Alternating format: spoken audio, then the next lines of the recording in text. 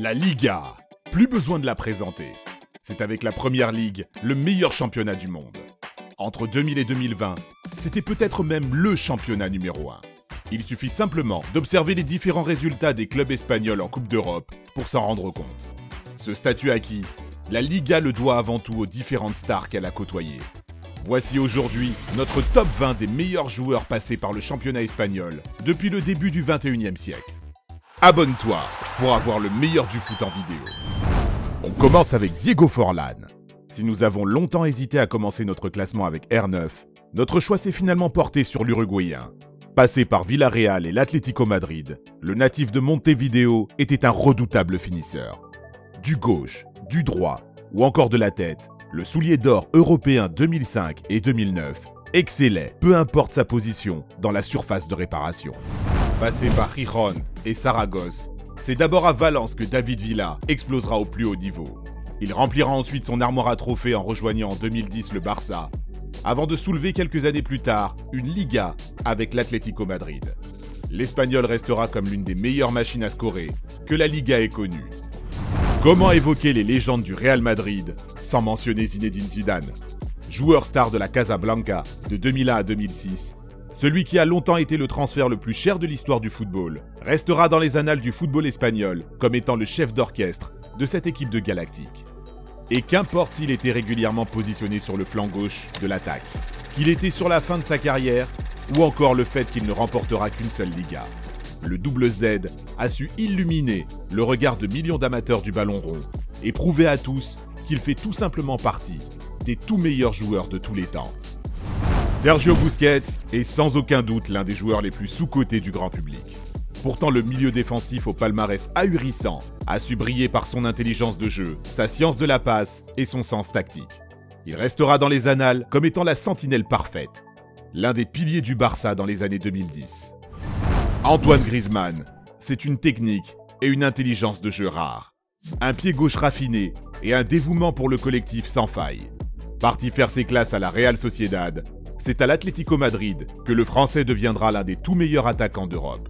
2 fois sur le podium du Ballon d'Or à ses plus belles heures, Griezmann a su s'imposer comme l'une des meilleures individualités de la Liga pendant l'ère Messi-Ronaldo. Passé par le Real Madrid à ses débuts, c'est à Majorque que Samuel Eto'o commencera véritablement à se faire un nom en Espagne. Meilleur buteur de l'histoire du club baléare, c'est à Barcelone que le Camerounais deviendra l'un des tout meilleurs attaquants de sa génération. En 5 années, il déréglera les compteurs saison après saison et emportera tout sur son passage. Tout droit venu de Santos, Neymar a très vite balayé les nombreux doutes qu'il suscitait. Son manque d'expérience au plus haut niveau, son intégration au style de jeu du Barça, son entente avec Lionel Messi. Pas de panique, le Brésilien a mis tout le monde d'accord. Mieux, il a grandement contribué à rendre plus direct et plus vertical le jeu d'un Barça encore ancré à cette époque de son fameux tiki-taka. Au total, Neymar au Barça, en Liga, c'est 68 buts et 49 passes décisives en 123 matchs. Marcelo est assurément l'un des meilleurs latéraux de l'histoire du football. Arrivé en 2006 en provenance de Fluminense, le Brésilien a perpétué la tradition des latéraux spectaculaires du Real Madrid. Offensif, percutant, fin dribbleur et excellent dans les petits périmètres, le bonhomme d'1m74 a longtemps fait des ravages sur son couloir gauche. Il s'est imposé au fil des années comme une coqueluche du public madrilène. On l'a dit, l'histoire du Real regorge de grands noms et d'illustres footballeurs, et Luka Modric en fait inévitablement partie. Alors d'accord, le Croate n'est peut-être pas le joueur le plus flashy, le plus démonstratif ou encore le plus bankable. Il n'empêche que le Ballon d'Or 2018 a su faire l'unanimité au fil des années, au point de devenir la véritable plaque tournante de cette équipe madrilène. Lorsqu'on pense au latéral droit moderne, on pense forcément à Dani Alves. Le Brésilien a grandement participé à l'essor du piston moderne. Connu pour son apport offensif et sa qualité technique, ce dernier aura été pendant de nombreuses années un élément capital du Barça. Auteur de plus de 87 passes décisives lors de son passage dans le championnat espagnol, son binôme avec Lionel Messi sur le couloir droit restera à jamais dans toutes les mémoires. Comme le bon vin, Karim Benzema s'est bonifié avec le temps. Coéquipier de luxe de Cristiano Ronaldo pendant de nombreuses saisons, le Français a su prendre son mal en patience et travailler dans l'ombre pour devenir tout simplement l'un des tout meilleurs joueurs de l'histoire du Real Madrid. Mais Karim Benzema n'est pas qu'un simple grand attaquant. Les statistiques lui importent peu. KB9, comme on le surnomme, est un joueur unique. Un homme dévoué pour le collectif, dont la palette technique ultra complète lui permet de toujours jouer juste. Arrivé à l'été 2014 en provenance de Liverpool, Luis Suarez est devenu au fil des années une légende du FC Barcelone.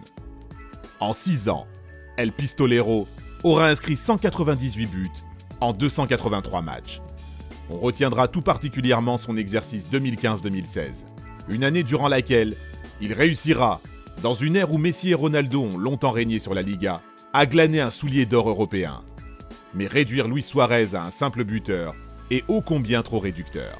Sa complémentarité sur le terrain avec la Pulga et Neymar restera un modèle du genre. Leur trio restera à jamais comme l'un des meilleurs de l'histoire du football.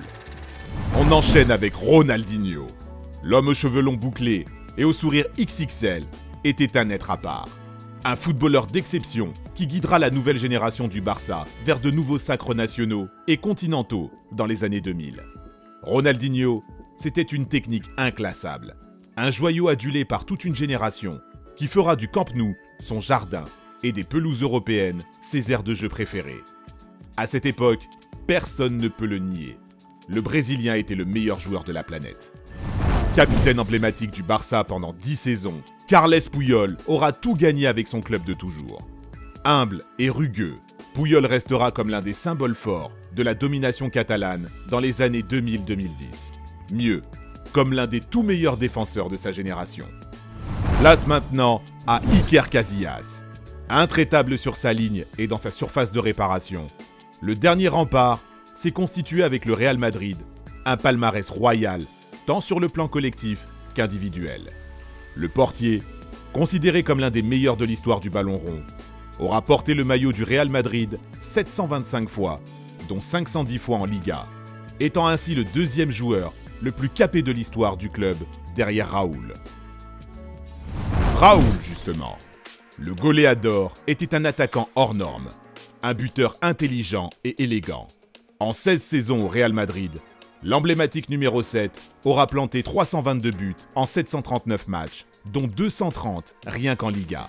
L'homme aux 6 titres de champion d'Espagne se distinguait avant tout par son sens du jeu, sa rapidité d'exécution et sa précision chirurgicale devant les cages. Pendant près de 17 ans, Xavi Hernandez aura été l'une des pièces clés du Barça. L'homme aux 505 matchs en Liga et aux 8 championnats remportés fut sans conteste le maître à jouer de l'équipe catalane. Le cerveau d'une équipe qui a tout écrasé sur son passage à ses plus grandes heures. Un apôtre du jeu collectif et l'incarnation parfaite d'un style révolutionnaire fait de passes courtes et de possession de balles à outrance. Sur la première marche du podium, on retrouve Sergio Ramos. Arrivé au Real Madrid en 2005, le défenseur s'est au fil des années forgé sa légende. Intraitable aussi bien dans sa surface de réparation que dans celle de ses adversaires, sa soif de victoire et son caractère bien trempé, parfois poussé à l'extrême, auront inspiré toute une génération. Avec le club merengue, Ramos aura remporté 5 championnats et surtout 4 Ligues des Champions. Andrés Iniesta était en Espagne le joueur parfait. De ses débuts professionnels en 2002 à son départ au Japon en 2018, le milieu espagnol est devenu une légende de la Liga et du FC Barcelone. L'un des plus grands milieux de terrain que l'histoire du football ait connu même. Le métronome, grand artisan de la domination catalane dans les années 2000-2010, restera dans les annales comme l'un des joueurs les plus créatifs et les plus beaux à voir évoluer. Cristiano Ronaldo et Lionel Messi. Comment réellement trancher entre les deux ? Arrivé au Real Madrid en provenance de Manchester United contre 94 millions d'euros à l'été 2009, soit le transfert le plus cher à l'époque, le Portugais aura laissé une empreinte indélébile dans la capitale espagnole. C'est simple.